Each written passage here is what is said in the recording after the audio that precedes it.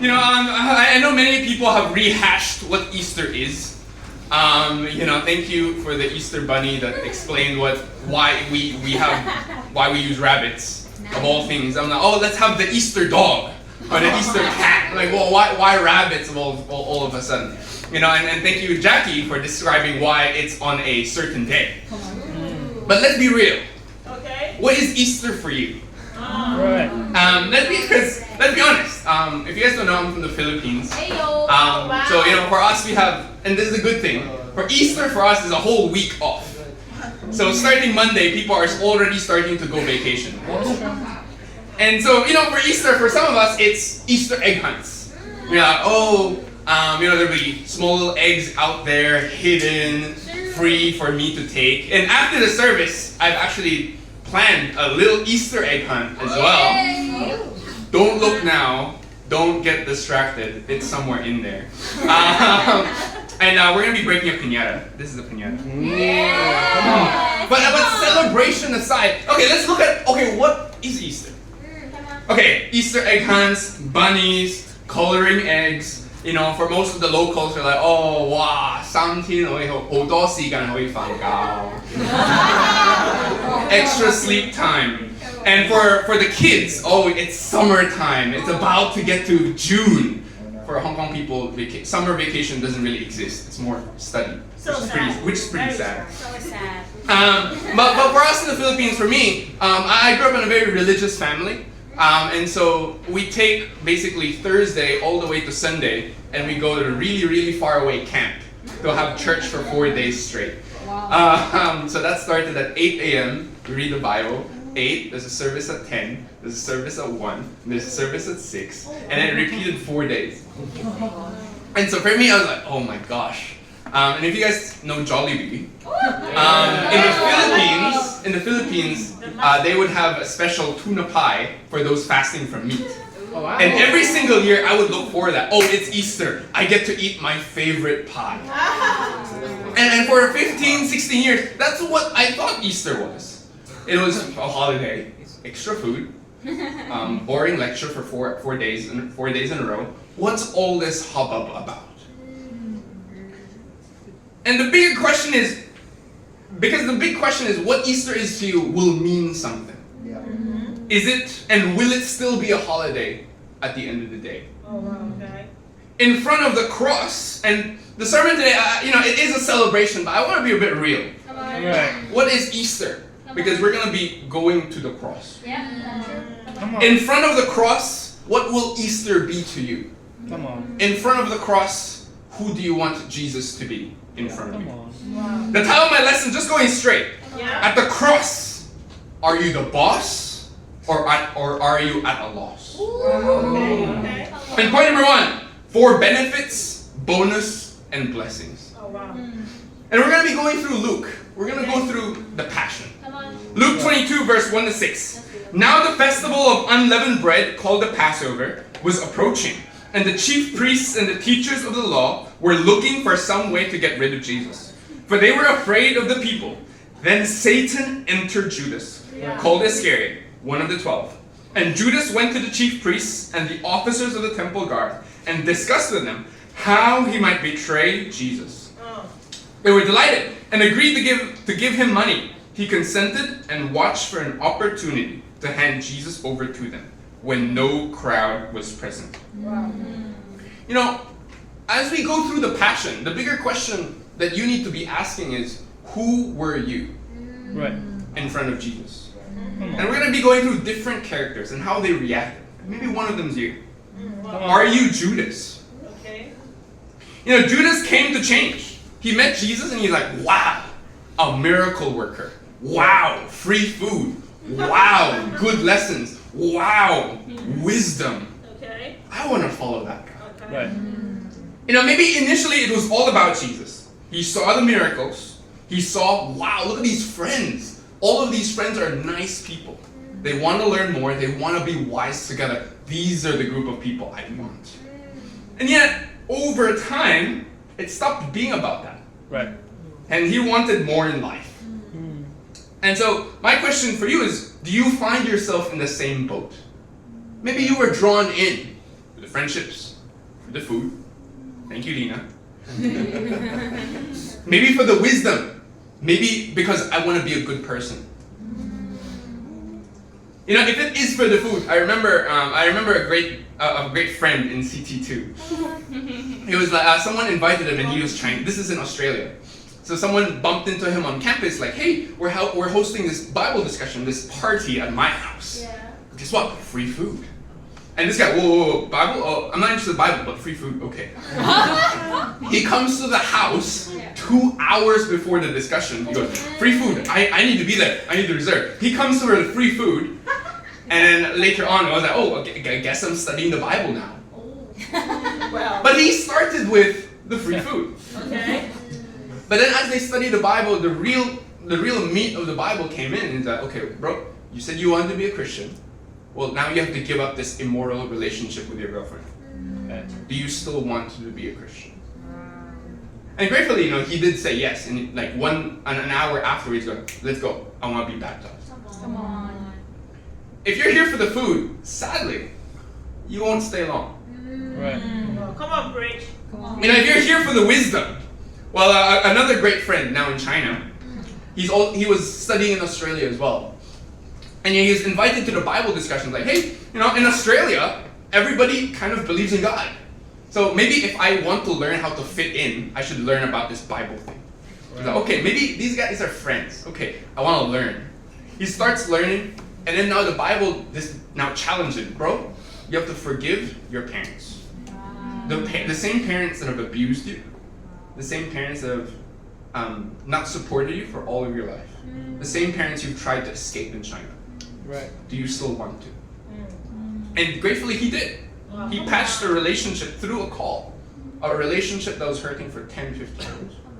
And he's still a faithful disciple. If you're looking for wisdom, not your wisdom, you're in the wrong place. If you're looking for human wisdom, you're in the wrong place. If you're looking for friends, if you're looking to be a good person in your eyes, you will be disappointed. Right. You know, because the thing is, what do you expect when you follow Jesus? Judas had these expectations, these hopes, these desires, and yet when these things were not given, that's where he turned his head. When Jesus preached a more hardline lesson, when Jesus was like, the reality of you following me, you have to give everything up. Yeah. And I've attached scripture, so I'm not pulling a rabbit out of the ear, a rabbit out of the hat. This is from the Bible. Come on. Jesus showed Judas the reality of following me. You have to give up everything. You have to live an uncomfortable life. You won't have a mattress to sleep on. You won't have a house to sleep in. You won't know where you're gonna sleep tomorrow. You don't know what food you're gonna eat tomorrow. You could be eating durian for a month. You need to be happy. The reality Jesus told Judas, you will be persecuted. You will be chased away. You will be hated by the people you thought you loved. And the reality is you need to give and give and give. Emotionally, physically, and financially. And Judas was like, no, this is too much. At one point in time, everything burst. I've had enough of this guy. Just go and kill him. You know, people come to church, to Jesus. They go to God, maybe initially with different motives, with different things. But the truth is, if you stay for this, you will not stay long. Come on. You know, what will Jesus have to call you to give up before you turn around and betray him? Come on. Is Jesus going to call you to give up victory? You will not be successful in the next 30 years. Do you still want to follow me? You will not baptize. You won't get a job. You won't have savings. Do you still want to follow me? Come on. Jesus is going to challenge you on your security. If you will be insecure emotionally, physically, and financially, will you still want to follow me? Come on. The truth is, being the leader of the church. I can't guarantee you to find anything. I will try my best to bring you to Jesus, and that's the only thing I can ever expect. Come on. If this is because the truth is, if you're looking for something else apart from Jesus, you will find yourself empty-handed at the end of the day. Very true. Preach. Now we see Judas. What happened after that decision of betraying Jesus? Matthew 27, verse 1 to 5. Early in the morning, all the chief priests and the elders of the people made their plans how to have Jesus executed. So they bound him, led him away, and handed him over to Pilate the governor. When Judas, who had betrayed him, saw that Jesus was condemned, he was seized with remorse and returned the 30 pieces of silver to the chief priests and the elders. I've sinned, he said, for I've betrayed innocent blood. What is that to us? They replied, that's your responsibility. So Judas threw the money into the temple and left. Then he went away and hanged himself. Now you can try to find your happiness elsewhere. Yeah. You know, the Bible is for you. You can make it a self-help book. Cool. People have done that. They won't find God. They can go and find money. Believe me, Hong Kong has a lot of that. If you're looking for a house, maybe Hong Kong's not for that. But there's other countries you can get a house. But the truth is, you're going to come back and go, I've had everything. It's still not enough. Wow, come on. You can try to find your happiness at your own expense. But in truth, it'll leave you empty. Yeah. That's where Judas left off. Yeah. The truth is, if you think Hong Kong is a happy-go-lucky place, it's probably not really. No, it's not. If you recently moved there, I'm sorry to say. Because the truth is, the depths of dissatisfaction and unhappiness is so deep. Yeah, preach. That people are subject to competition, most probably at 6 years old. Wow. You have to compete to get into a primary school. Yeah. Oh my God. You have to compete for everything. Wow. That people's threshold of pain, honestly, is so low. Because they've been pampered. That they think going to Kyun Mun is far. I'm sorry. I'm sorry to some of you. Wow. But in Manila, that's 3 hours. No complaint. True. Yeah, preach. That's expected. They wake up at 4 and they don't complain. True. When they break up with someone, it's like the world is falling apart. I can't take it. The Philippines, we go through breakups once a month. Wait. That's so emotional. And people are expected to be okay with that. People here, they think, I need to take a break for 1 year just to get over something. Oh, wow. That the average Hong Konger is exposed to the idea of suicide, most probably at age 10. Yeah. Because people at the same flat, the same apartment building has probably done it. That the same campus has done it. That the same office building has done it. And even for me, I was studying in CTU, nearby CTU, in one of the Starbucks. And me and she were just like there, just studying. And all of a sudden, we heard this report of someone jumping. Yeah. Yeah, true. This is a random day at 12 noon. Because of debt, marriage problems. Yeah. So Hong Kong is not happy. Yeah. I'm sorry to say. Come on. And it's very sad because I know of a friend who I recently caught up with. You know, and he became a Christian. And he was a very proud Christian. He's like, you know, I've given things up. I've given up a degree, not a degree, but an exchange in Pennsylvania, in the US. I've given up this money. I want to be a Christian, all of these things. But then later on, Yeah. he endured, you know, he went through persecutions, you know, because of God, and all these things. He became a Christian for a long time. Yet sadly, when he fell away, I got time with him, and he was a different person, a shell of a man. Wow. You know, on his back is tattoos from the neck down. He is planning to get a car in Shenzhen. I was like, wow, okay. He gets drunk often, now smokes, and I was like, bro, like, you know, if the reason of why you fell away or left God is because of bitterness, let's get in it. Let's deal with it. Yeah. But his heart's in a situation of going, you know what? I don't care. I got used to the pain. Let's not bother people. I'm not bothered. And I'm at a point of really pouring my heart. It's like, this guy I've known for a long time, who claimed to love God, who did all of this. Yet in reality, he was bitter. Wow. And he didn't want to change. Wow. The truth is, if you're here for anything apart from God, you will be disappointed. Come Come on. on. You know, are you looking at Jesus because there is an opportunity for gain with Jesus?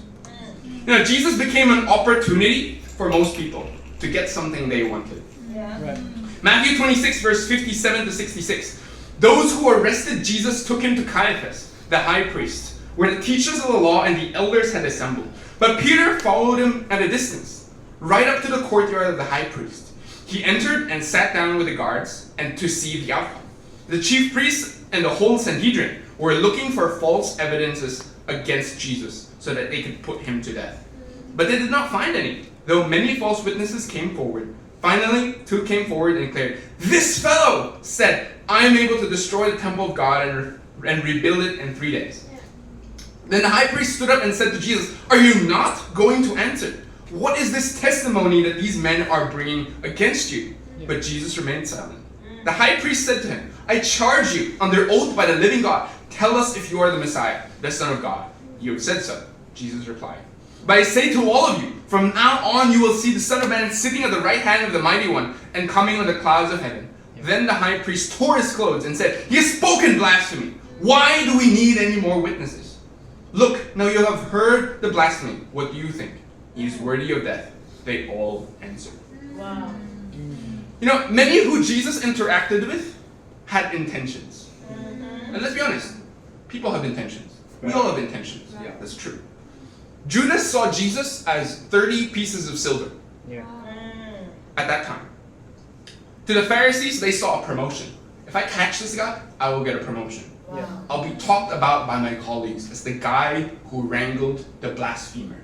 I will get extra pay. Wow. Yeah. Okay. To the crowd, he was like, "This was the guy that challenged me to give up this girlfriend, to give up this job, to give up my doctrine, to give up my beliefs. I want him dead." Yeah. Some of these people wanted justice Yeah. because Jesus hurt their feelings. Come on. Truth is, what are you willing to gain? That's the question most people ask. Yeah. The only thing I can answer you is if you read the Bible and you become Christian, the only thing you can get is just Jesus. Yeah. Come on. Pretty much. Yeah. That's true. Sad to say, that's the only thing you can get. Preach. Let's go, Matthew. For most non-Christians, like, oh, that's it? A guy? But the truth is, that's the only thing you need. Right. And speaking on experience, I'm not the longest person being a Christian here. There's a lot, more mature people than me. But being in the ministry, it fast tracks a lot of these things. That's true. I became a disciple close to 7 years ago, 7 years and 16 days. Wow. I'm very proud to just go, honestly, I just have Jesus. I grew up in a very rich, very comfortable family in the Philippines. To the point that we didn't have public transportation. That's how good we got it. I came to Hong Kong doing a degree, having great prospects of a job here in Hong Kong, and all these different things. Yeah. Yeah. But in the Philippine culture, I've been at the lowest. I've experienced a time where my parents went up to me and go, "Do you really hate me?" Right. And in the Filipino culture, that's a no-no. You don't go to your parents and say that. For the first time in my life, when I chose to be in the ministry, and sadly, I'll talk more about this later, I deceived my parents to I lied. I was like, "Hey, I'm getting a job." But I didn't tell them I was getting a job in the church. Right. For so long, they were like, "Oh, you're getting a job, you're getting a job." But when the day came, I was like, "Hey, I'm getting a job in the church. You're not changing anything." To them, they were like, "Who is this person? Right. The person I raised for 20 years, Yeah. now deceiving me. Now deciding that he wants no part in the family, and he's now going and making his own decisions." Right. And that hurt. And I sat in the brother's household living room going, I've turned my back towards my family. And I was in Sydney, in a place where I don't belong, with a visa that was about to expire, with barely $10 in my account. Oh, Matthew. I was walking home from church because I couldn't pay for the bus. Yeah, come on, Matthew. I was under many people, leaders who have sadly fallen away. Some who, hurt me and many of the church disciples a long time ago. Having some of my friends fall away. stop being Christian, of those who have given my heart for years. Right. And to be honest, if you're looking for anything apart from Jesus, Yeah. I'm telling you, you're not in the right place. Yeah, come on. Come on. But I'm grateful because after these 7 years, these things have taught me these are the only things you need. You don't need friends. Yeah, it's good to have friends. It's good to have a family. It's good to have these things. But as a Christian, you will find yourself in a moment where the only thing that will ever understand you is Jesus. Come on. Come on. And the truth is, will you be happy with them? Yeah, very true. Will you be like the Pharisees? Will you be like Judas? Yeah. Where you go, I want something else. Come on, man. Are you here for the bonus? For the blessing? Point number 2. Unintentionally called, but intentionally judged. Come on, Matthew. Matthew 26, verse 67 to 68. Then they spit in his face and struck him with their fists. Others slapped Jesus and said, prophesy to us, Messiah. Who hit you? Wow. Truth is, in front of the cross, no one is innocent. Come on. Matthew 27, verse 27 to 31. Then the governor's soldiers took Jesus into the praetorium and gathered the whole company of soldiers around him. They stripped him and put a scarlet robe on him, and then twisted together a crown of thorns and set it on his head. They put a staff in his right hand. Then he knelt in front of him and mocked him. Hail, King of the Jews, they said. They spit on him and took the staff and struck him on the head. Again and again and again. Wow. After they had mocked him, they took off the robe and put his own clothes on him. Then they led him away to crucify him. You know, it's very revealing. And yesterday, after writing the sermon, I also watched The Cross, The Passion. If you guys don't know, The Passion is basically Jesus' death on Netflix only for this week. Or at least for the month, or something like that. It's on Netflix. But I do encourage you to watch it. I was watching it in a McDonald's and I was crying. I had no time. But the truth is, we can read this passage and we go, oh, Jesus was being abused. Yeah. Okay, we get that. We know these stories. Yeah. People have been retelling this to us. The high school has been telling it to us. My parents are telling this to me every single year. But the truth is, sometimes a detail that we forget. When he was in the courtroom, you forget the people that were there in that courtroom. Yeah. Some were his disciples, of whom he walked with for 3 years. Yeah. Say nothing. True. Some are those who were with him during the miracles. Yeah. The same people that were fed 5,000. Yeah. The same fish, the same loaves. Yeah. Some people, bystanders, who didn't know Jesus, who didn't know what was going on, say nothing. With soldiers who didn't even know who Jesus was. Yeah. Mock abuse to someone that they didn't even think was human. Many who received and witnessed Jesus' miracles turned on him because these teachings of Jesus were too harsh. And Pharisees who claimed to preach about God Yeah. were the ones killing him. Wow. You know, to many people, we just think, oh, Easter is just a celebration, a regular day. The truth is, there's a deeper meaning. Do you want to know more about it? Come on. Come on. Will you treat it as just any other simple day? Let's move on. I'm going to have this experience. I'm going to have another day like this next year anyways. But the truth is, many years ago, this day, if this day didn't happen, Christianity would be no use. True. If Jesus didn't come back from the dead. Very true. True. Everyone, and I mean everyone, is involved in this sacrifice at every turn. Yeah. At every spit Jesus took. At every lash of the whip. At every betrayal. At every pain. Jesus knew who he was suffering for. Yeah. Yeah. Do you realize how much Jesus had died for you? Wow. Come on. You know, do you understand how much pain God has gone through? You know, truth is, sin, the bad things that we've done in our lives, we don't do it in a vacuum. Yeah. That which means, you know, chemistry. You don't do a chemical reaction in a box. In a box with no air. You know, if you're in a lab, these chemicals interact with the air, with people, with the surroundings, things like that. Yeah. Our sin affects people. True. Yeah. Do you realize that every pornography that we have watched is someone's son? is someone's daughter, is someone's wife, is someone's husband. Do you realize that every bitterness that you had held on to is a relationship that died? Yeah. Is most possibly a relationship or a family member that you have cut off, Yeah. which sadly is a common thing. True. Right. That every hurtful word that you have said might have and would have caused someone to be pushed off the edge. Right. That might have caused someone to commit murder.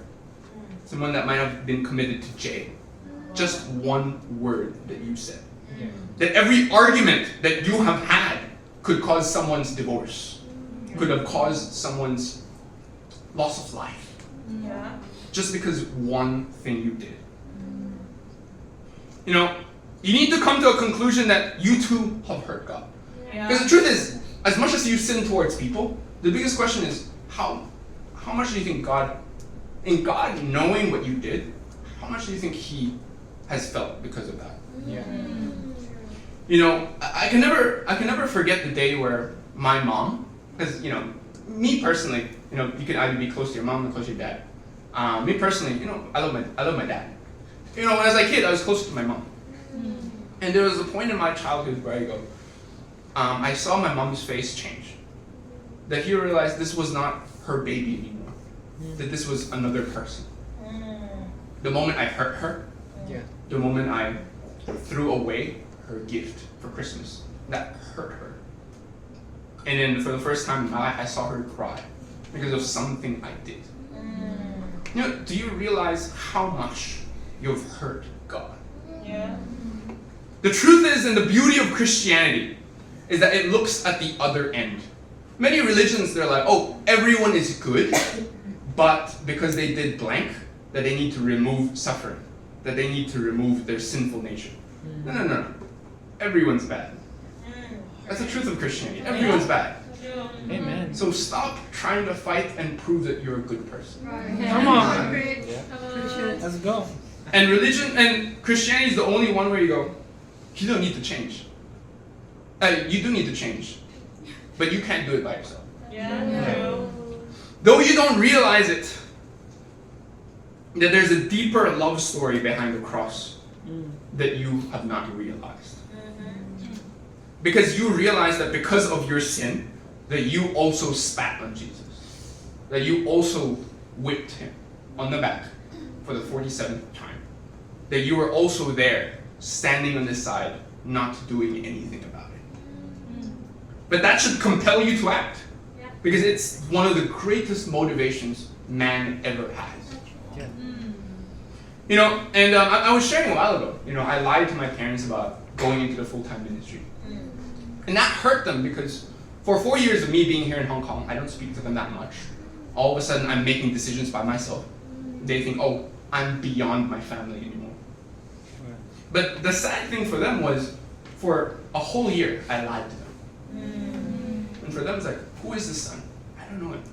He left for Hong Kong and is now a different person.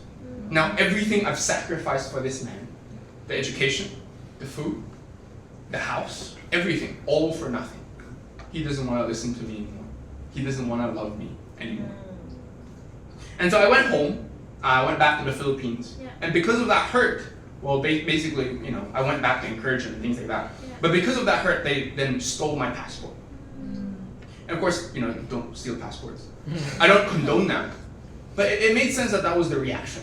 We were losing my son to something, and I want him back. And for the first time, you know, I'm very grateful because I remember, for the Filipinos, you guys know, Robinson's Magnolia in QC. If you ever go, I'll bring you there. I was in the lawn. I had no money because all my money is literally here. And I was there going, God, why has it led to this? I was about to call the police on my parents because they stole my passport. Why has it led to this? Yeah. And it's all because of my sin. Right. And it is my conviction. I'm very grateful that, you know, we made up and things like that. I apologize because it is my sin. And I'm very grateful now, you know, we call every week. And they basically understand my decision and all these things. Yeah. But that was a conviction. You know, I have a conviction that I don't want to lie. I don't want to deceive. Yeah. Yeah, come on. And that's a conviction I'm going to be drilling in all of you. Because Mm. it's painful Yeah. if you're on the receiving end and if you're also on the giving end. It's Yeah. not good for your life. Yeah, come on, Matthew. But it was my pain that I'm going to go, I don't want anyone to go through this anymore. Do you want to change because of what you've done to Jesus? Yeah, come on. Mark 15 verse 21. A certain man from Cyrene, Simon the father of Alexander and Rufus, was passing by on his way in from the country, and they forced him to carry the cross. You know, just like any of the bystanders, Simon of Cyrene was also there. Most probably because of the Passover. So it was his vacation time. You know, imagine you were vacationing in Japan, Hong Kong's nice backyard. And all of a sudden, you know, a random person goes, hey, can you carry my cross? Oh yeah, that's like 15. And I say, me, Shaw, and Jackson were carrying a big sofa, 3-seater. Imagine carrying that for many kilometers by yourself on your vacation. You know, and you know, at that time it was the Roman soldiers literally having a spear. You need to carry this, or I will kill you. So he kind of did have a choice. But it was that decision, it was that coincidence that changed his life. Yeah, come on. In Romans 16 verse 13, it goes, greet Rufus, chosen in the Lord, and his mother, who has been a mother to me too. So if you guys are not, you know, if you're not paying attention, Simon is the parent of Rufus Yes. and you know, another mother. So this is Paul speaking, like 20, 30 years later. Now Paul has met Simon's parents. Wow. Because there probably is a church in Cyprus, in Cyrene, in one of the places that, you know, Simon had. So Simon, after carrying Jesus' cross, saw who this Jesus was. Yeah. That amid all the chaos, the mocking, the pains, the shouts, the blood, that Jesus was silent and just carrying his cross. Yeah.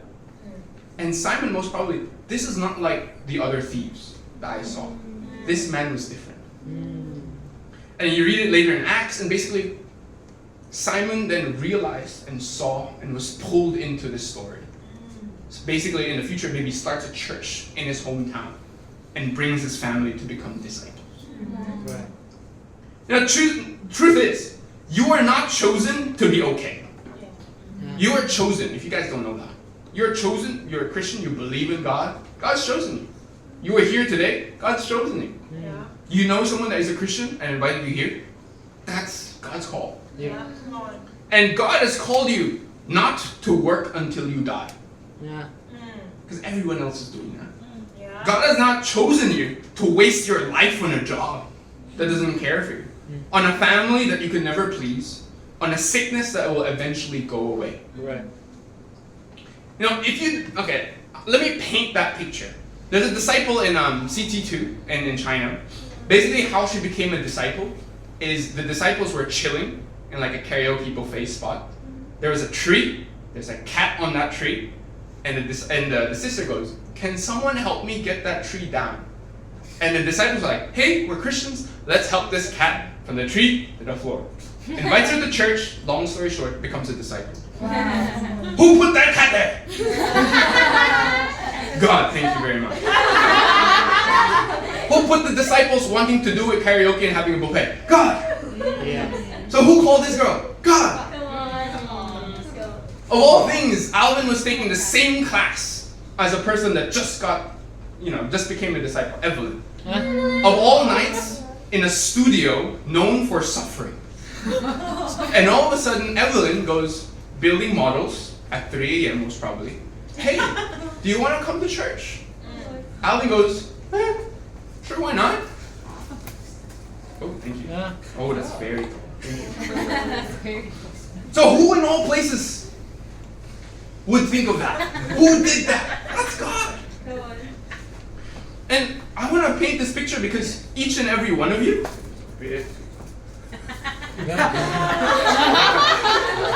but I want to paint that picture to show that each and every one of you is handpicked by God. Yeah. Yeah. It's like you going into the grocery store, staying there for an hour because you were handpicking grapes. And then the staff was like, come on, get out of here. Let's get the grapes. Come on, let's go buy it. I need to get off work too. Come on. But God's like, no. I'm spending my time. You have to realize that. Yeah, come on. And that's why I really appreciate Nixon and Sarah. Yeah. The bunny and bunny. I was speaking to them, and I'm very grateful for Nixon being very open. And he's working in the full-time ministry as well. He came here in Hong Kong, again, very new. He grew up in Guangzhou, but also in New Zealand. And he goes, Hong Kong people are so hard to connect with, and stuff like that. And just doubting all these things. But the truth is, this is the thing. This is a real idea of how I see them. Okay. Nixon grew up, born and raised in Guangzhou, then moved to New Zealand to do a job in immigration, a very high character job. Okay. Sarah grew up in Chile, in South America, all of a sudden wanted to do an exchange / a degree in Sydney, Australia, becomes a Christian in Sydney, Australia, then goes to New Zealand to pursue the ministry. And lo and behold, she finds a Chinese man, goes, this guy is a Christian? Wow. Let's get married. Long story short. A lot more details. You can ask them. You can ask them all the details. I'm not really in there. But the truth is, think about it. Nixon has a high-profile job in New Zealand, gave that up and went to the ministry. Speaks English, Chinese, and Cantonese. Wow. Sarah, from Chile, speaks English and Spanish, and now learning Mandarin. Wow. Just the two of them alone, they could speak to 42% of the world. That is right. Wow. That is correct. Nixon could speak to locals better than myself. Yeah. Oh yeah.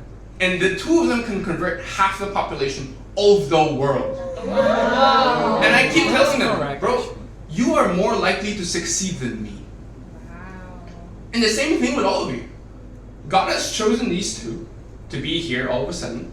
But think about your language, your passport, your degree. You're not here just to get a job. I'm telling you that. Right.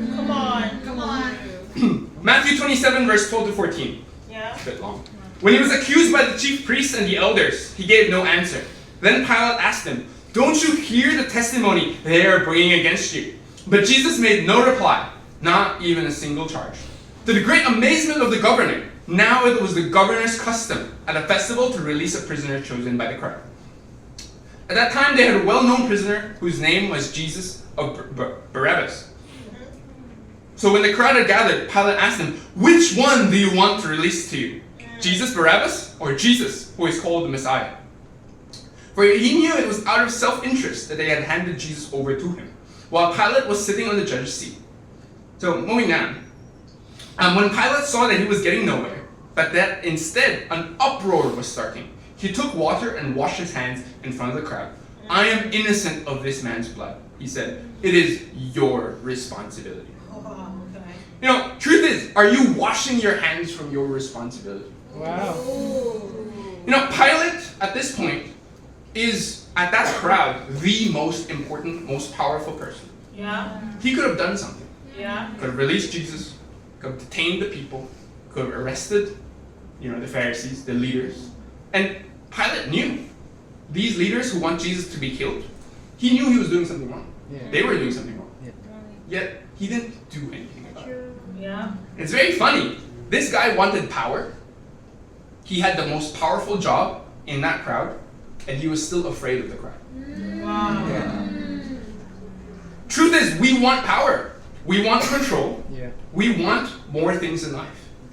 Yet, when things turn south, you are still unready to pay for the price. That's right. You still don't want that responsibility. Come on. We want to be rich, but we don't want that richness responsibility to be us. Rich people avoid tax. They're more than capable to pay tax. Yeah. Yeah. We want to be powerful. Yet, like Pilate, you can be the president, but still be controlled by Twitter. True. Not saying anyone. Yeah. Come on. We want a family, and yet our kids control us.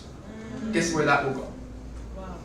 When things turn south, we blame other people. We blame our circumstances.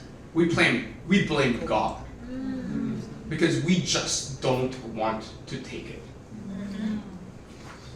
You know, for once as a Christian, the truth and the reason why being a Christian is so hard is you take responsibility. You need to own up that you're not a good person. And you need to live with it. Yeah, come on. You know, I'm very grateful, you know, for great examples, you know.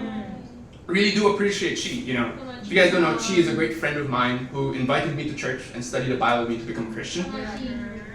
You know, this guy moved from Macau to America to pursue the American dream. Wow. And he had pretty much everything he needed. He was already in a position to get the $1 million dream that he had, to be promoted to a great president of a great corporation. And yet, even though he was doing that, he was disillusioned. He goes, I'm about to achieve the dream of why my parents sent me here. Right. I'm here to achieve the dream where most Americans can't even dream of. Yet, why do I still feel empty? Yeah. He was disillusioned. He got into a car accident. He wanted to find God. He has psoriasis, which is a skin disease that, you know, when he takes a bath, there would be pools of blood. That he'd have to take medicine every single day. And he's led the church here in Hong Kong and helped to lead the church in China as well. But, you know, sadly along the way, he's hurt people, he has sinned, and all these things. But I'm very grateful because though he stepped back from leadership, he fell away for a moment, yet he had the bravery to stand up in front of the church and go, hey guys, this is where I'm at. Yeah. This is who I am, and I need to come clean. Yeah, come on. And he asked for the help he needed, but the truth is, he didn't blame anyone. Right. He didn't go, oh, but you don't understand, my parents did this. Oh, but my disease is like this. Oh, but the people are this. The Christians are like this. But God is like this. He goes, no, this is my decision. Yeah, come on. And I need to get right with that. Most people in this world need to have PR, like, you know, they need to have coordinated teams in Twitter and Facebook just to confess, just to apologize. And let's be honest, are they really sorry? Probably not. Come on. Yet as a Christian, we can do that. I can come up here and say, hey, I've done this in the past. And I have great faith that people will still be there for me. Yeah. People need that. Yeah. Grateful for Alvin. You know, it's not been an easy week for him. You know, working a full-time job and all of these different things. And yet, he's come up to me and said, hey, I want to get this right. And, you know, we had to tank a lot of late nights just to pray it out. And please keep praying for him. Yeah. But it's a hard thing to leave God, to tank the embarrassment, the shame, the pain. It's not an easy thing. I'm grateful, you know, I have not done that. But if, you know, I know that God loves me and that no matter the cost, He will still see me the same way. Yeah. Yeah. Come on. And point number 3, just to wrap things up. Embrace the disgrace and take the grace. Come on, let's go. Luke 23:39-43. One of the criminals who hung there hurled insults at him. Aren't you the Messiah? Save yourself and us. But the other criminal rebuked him. Don't you fear God? He said, since you are under the same sentence, we are punished justly. For we are getting what our deeds deserve. But this man had done nothing wrong. Then he said, Jesus, remember me when you come into your kingdom. Jesus answered, you know, most probably in a bloodied way, probably trying to muster a breath. Truly I tell you, today you will be with me in paradise. Yeah. Wow. Come on. Unlike anyone else during the cross, and you can imagine a picture at the cross, a big wooden beam, a couple of bodies hanging around, the Pharisees in the front, the Roman soldiers with their spears, the crowd of different people. Everybody had a different heart. They were carrying something. The priests were there, probably looking high, like, look at me. I have a high title. I have good money. The bystanders probably with dignity. At least I'm not like that guy. At least I'm not like that guy. I'm just here to watch. The soldiers most probably there going, hey, I have my weapon here. Try to attack me. You won't. The thief on Jesus' left most probably go, you know, I'm right. All of you are wrong. That's the one thing he held. But the thief knew he had nothing. Yeah. He was on the cross, no bank account, no nothing. Probably just a loincloth. Not as bloody as Jesus, but he goes, this is what I must do. Come on. He gave his heart to Jesus. Yeah. And that's the difference. Yes. And you know, let me ask you today, what are you holding on to? And I challenge you to look at the cross and tell Yes. Jesus, Come on. here's my blank. Here's my account. Here's my this. Here's my this. And you look at Jesus. You look at his wounds. You look at the sleepless night that he had a day before. You look at his cuts. You look at his bruises. You look at the crown that he had on top of his head. You look at the pain. What do you have that is more worthwhile than this? The thief had nothing. You know, probably his life, his past, his family, all these things were nothing to him at that point. Yeah. And the only thing he had that would save him was Jesus. Wow. Jesus came to fight for something more worth his time. You. Come on. Are you making Jesus' sacrifice cheap? Come on. I don't know about you, but if you guys go to a buffet, you know, probably in Hong Kong it's very expensive. I'm sorry. You go to a buffet, and if you guys are Chinese, you're smart. You go, I want to make my money's worth. Right. So you go, okay, I'm gonna get the Wagyu steak. You know, I'm gonna get. You know, we went to Jackie's reception, and me and Sarah are vegan, so we'd only touch the steamed vegetable option. Sorry to say, but all the other guys are like, yo, okay, lamb over there, let's go. Steak, let's go. Cake, let's go. This is Jackie's money. We're gonna make every single cent count. We're helping. And so yeah, you know, we did our best, Sarah. So we did our best with quantity, not quality. But the truth is, if Jesus came into that same buffet, Yeah. he would most probably get the thing that probably didn't mean that much. He'd probably go there just for the water, the free option, the cheapest option. Why? Because he cared most for it. And Jesus would rather do that.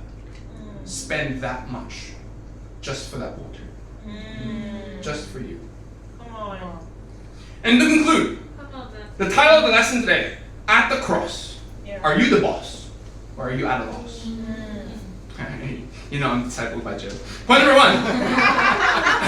Are you for the benefits, the bonus, and the blessing? Are you looking for something? And if it's something apart from Jesus, you will be disappointed. Yeah. And point number two, unintentionally called, intentionally judged. You know, I don't know how you guys came in here. It could be through Facebook. It could be through someone. It could be because you just wanted to use the bathroom. But God has planned for that. And will you use that? And point number three, embrace the disgrace and just take grace. You know, we stand before the cross never as a bystander, not innocent. If you were there, and you know, we're graced by God to be born 2,000 years later to that day. But if you were in that moment, who would you be? Would you be the one mocking him? Would you be the one crucifying him? Would you be the one betraying him? Would you be the one on the far back? You can't say you're Jesus, but how would you react? You know, choose therefore not to regret, but to draw close to God. And the scripture in Romans 6 verse 9 to 10, it's not in notes, but I added something. Romans 6 verse 9 to 10. It says, "For we know that since Christ was raised from the dead, he cannot die again. Death no longer has mastery over him. The death he died to sin once and for all. But a life he lives to God." And the beauty of Easter is that death is not final. Right. For 2,000 years, the most final thing you can ever have is death. And let me tell you, if Jesus conquered over death, what more can he do? That he can conquer your bankruptcy. He can conquer dead marriages. That he can conquer over your insecurity, over your indiscipline, over your sin, over your past. These things are nothing.